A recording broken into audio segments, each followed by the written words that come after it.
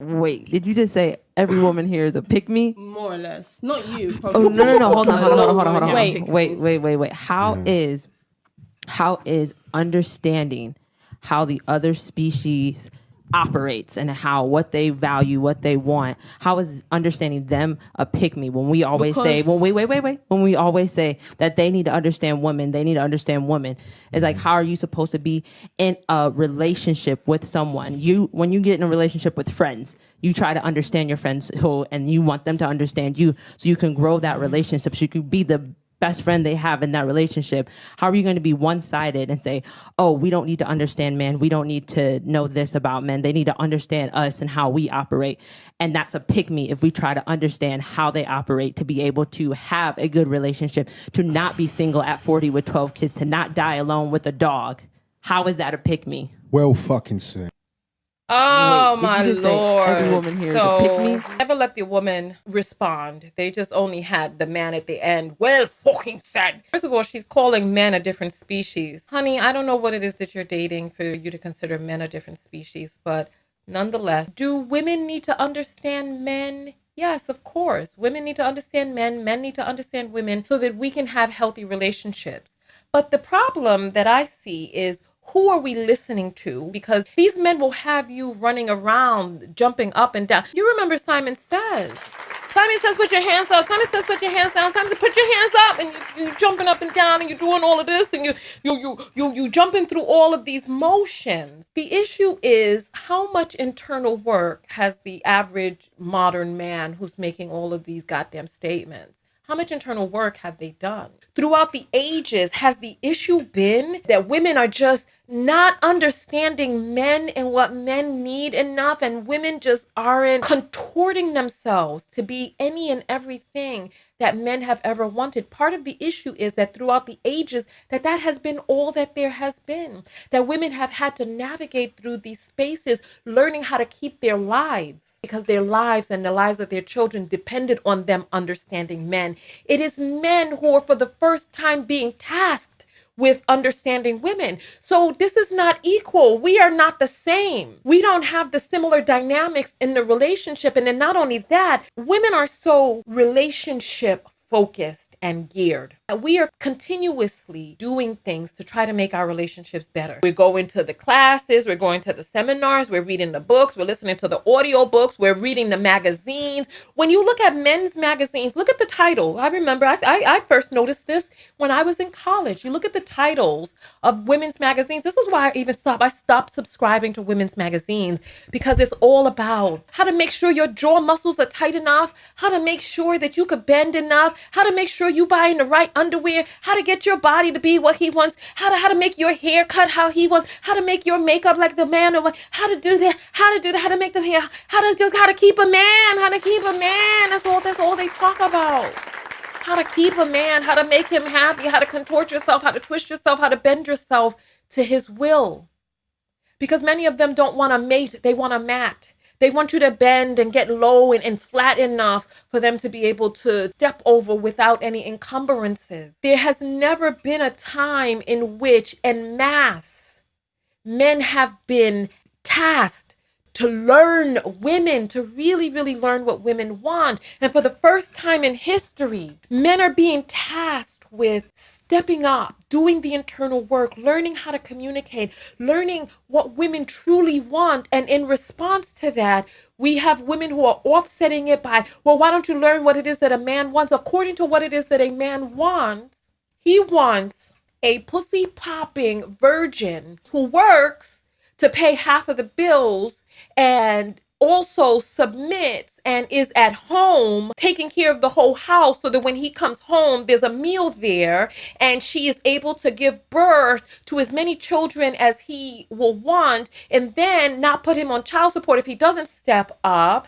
And then if he is there in the home, does all of the motherly duties and does not get one stretch mark, does not gain not a pound, not an ounce, does all of this stuff in the house, and still has on her makeup at night and jumps up in the morning to go put on makeup before he wakes up and is at his beck and call, giving him what it is that he needs, is a sexual goddess in the bedroom, but never had intercourse. These are the things that men are saying that they want. They want these impossible conundrums that they want to be able to have intercourse with you, that you better have intercourse with them by the first date. If you accept the first date, what you're telling, I can see having sex with you right now. You should kiss on the second date. Third date, it should go down. This is what they're saying. Don't go out on dates if you're not going to have intercourse. Don't go out on dates after dark if you're not going to have intercourse. You need to know by the third date that you're going to have intercourse. And you better, if you like him, you better have intercourse with him. But you couldn't have had that strategy with anybody else, only him. But then he also wants to have to wait 1.5 years for intercourse to just make sure that you is really a good girl, that you're not like, I don't do this with everyone, but also get it by the third date. It's like, if we listen to what men want, this is what I'm saying. Where are we being led to? Men don't really know what it is that they want. You would do better, listening to a matriarch and what men really want. You would do better talking to a woman who has had, and then the sad part about that is that the men of a prior generation where granny wasn't even happy. So she could talk about what the man wants. He wants you to shut the F up, have nothing to say. He wants to be a quote unquote power couple while you're powerless. So when she's sitting up there talking about how she may or may not be a pick-me, and I mean, maybe you are a pick-me, and that's okay. There are people out there who, it takes all types. And I can guarantee you the type of man that is interested in her is not interested in a woman like me, and vice versa. I'm not interested in the type of man who is interested in a woman like that. I'm just not. That's not how I roll. That's not what I attract. Because it's giving insecurity. It's giving powerlessness. That I need you to be powerless in order for me to have power. The type of man that I attract is one in which we conspire together. We pontificate together. We hash out ideas, and we are able to really truthfully be open and honest enough with one another. Not this pantomime submission that he requires because in all other facets of his life, he is so lowly, that he is so downtrodden, that he is so without any real power, that the only power that he can have is over you. I'm not interested in that type of union. She's talking about being 40 with 12 kids. How the fuck do you think she got there? Excuse my French.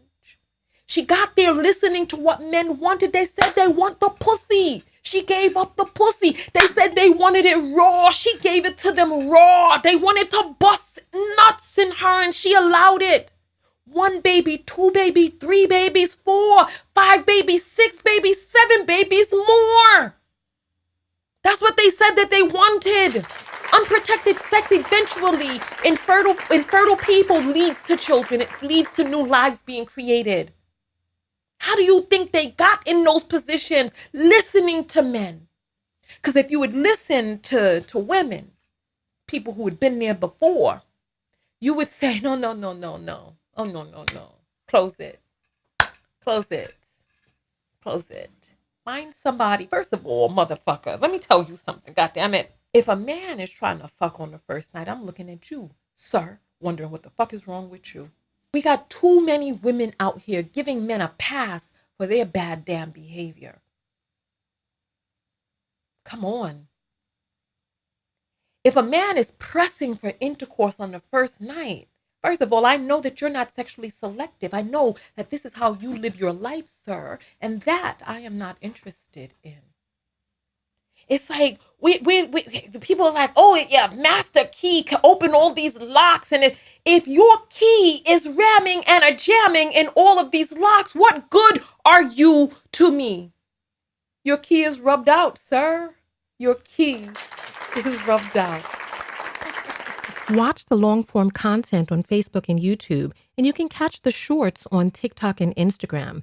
Be a part of the live audience on Facebook, YouTube, Twitter, LinkedIn, and now on Twitch. Send me stories at TonyaTKO.com. That's www.tonyatko.com. Links in the description. Or just look for Tonya TKO or Tonya TKO Show on all platforms.